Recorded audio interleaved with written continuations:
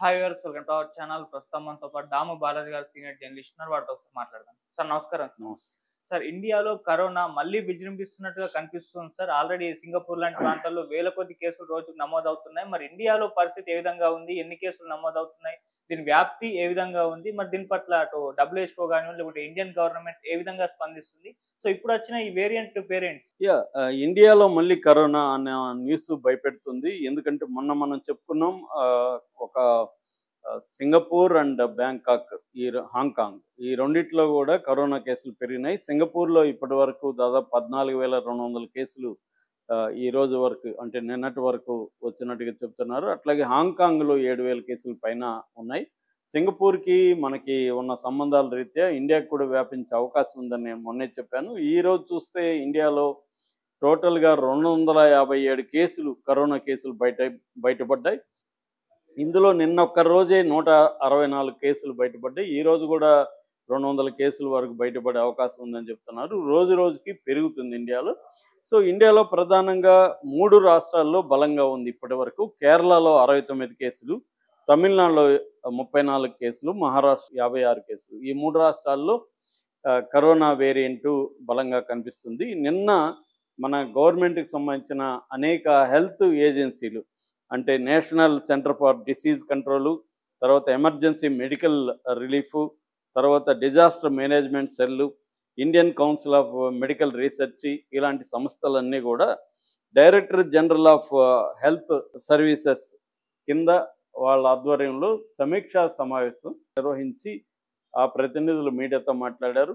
వాళ్ళు ఏం చెప్పారంటే ఇది 3 రకాల వేరియంట్లు కనిపిస్తున్నాయి. ఒకటేమో LF7 వేరియంటు, రెండోది NB1.8 వేరియంటు, మూడోది JN1 వేరియంటు. ఈ 3 రకాల వేరియంట్స్ ఉన్నాయి. ఇందులో JN1 వేరియంటు ప్రమాదకరం. ఇది ఓమిక్రాన్ వేరియంట్‌కి సంబంధించినది. ఇది హైలీ ట్రాన్స్మిషబుల్ అంటే ఈజీగా ఒక వ్యక్తి నుంచి ఇంకొకరికి వెళ్ళిపోతుంది. అట్లాగే ఇమ్యూన్ ఎవేసివ్ అన్నారు. ఇమ్యూన్ ఎవేసివ్ అంటే మనకి ఇమ్యూన్ పవర్ ఉన్నా కూడా ఇది అటాక్ చేస్తుంది. మూడవది హై మ్యుటేషన్ ఉంటుంది. దీని పవర్ కూడా ఎక్కువ ఉంటుంది. ఈ 3 రకాల లక్షణాలు ఈ JN1కి అంటే ఒమిక్రాన్ వేరియంట్‌కి ఉంది. ఇదే ఇప్పుడు మన దేశంలో ఎక్కువ కనిపిస్తుంది. ఈ మూడిట్లో కూడా. ఈ 3 వేరియంట్స్ అయితే ఉన్నాయి కానీ ఈ మూడిట్లో JN1 అనే వేరియంట్ ఎక్కువగా కనిపిస్తుందని చెప్తున్నారు. దీనికి సంబంధించి already integrated disease surveillance program మనకి కరోనా తర్వాత ఇంటిగ్రేటెడ్ డిసీజ్ సర్వైలెన్స్ ప్రోగ్రామ్ని పెట్టారు. IDSP అంటారు. ఈ ప్రోగ్రామ్ ఆల్రెడీ మానిటరింగ్ చేస్తుంది. ఆల్ స్టేట్ గవర్నమెంట్లకు కూడా అలర్ట్ని ప్రకటించారు. సో అన్ని స్టేట్ గవర్నమెంట్లు కూడా అలర్ట్గా ఉండాలి. ఒకవేళ కరోనా వస్తే ఇంకా కేసులు పెరిగితే లాక్డౌన్కి కూడా రెడీగా ఉండాలని మోడీ భావిస్తున్నట్టుగా ఎందుకంటే ఇంతకుముందు మనం లేట్ చేశామన్న అభిప్రాయం అందరిలో ఉంది. ఇది అర్లీగానే మనం మేల్కొని లాక్డౌన్స్ ఎక్కడెక్కడ ఏ సిటీస్లో ఇవి ఉన్నాయో అక్కడ లాక్డౌన్ ప్రకటించడం అనేది చేయాలి. ఎందుకంటే ప్రజలు స్వచ్ఛందంగా పాటలో గమ్మని చెప్పినా ఫాలో కావట్లేదు. అంటే మామూలుగా COVID-19 ప్రోటోకాల్ ఉంటుంది. ఆ ప్రోటోకాల్ మన అందరికీ ఆల్రెడీ తెలుసు. అంటే మాస్కులు వేసుకోవడం, క్లీన్ చేసుకోవడం, గుంపుల్లోకి వెళ్లకుండా ఉండడం అలాంటివి ఇండివిజువల్గా పాటించాలి. అట్లాగే ఇటు మనకి హాస్పిటల్స్ని కూడా ఎక్విప్డ్ చేయడం అవసరం. అయితే దీని లక్షణాలు ఇప్పుడు నేను చెప్పిన ఓమిక్రాన్ లక్షణాలు జనరల్గా కోవిడ్ లక్షణాలే ఉంటుంది. కాఫ్ ఉంటుంది, తర్వాత గొంతు నొప్పి ఉంటుంది, సోర్ థ్రోట్ అంటారు, నాసియా ఉంటుంది అంటే బాగా నిస్సత్తుగా ఉంటుంది, ఒక్కోసారి వామిటింగ్ ఉండొచ్చు, ఫీవర్ ఉంటుంది, బ్రెయిన్ ఫాగ్ అంటారు, బ్రెయిన్ ఫాగ్ కూడా ఏర్పడే అవకాశం ఉంది. అట్లాగే లంగ్స్లో కూడా ఇబ్బందులు కలిగే అవకాశం ఉంది. ఇది ఒక రకంగా COVID-19 సంబంధించిన మనందరికీ తెలిసిన లక్షణాలే.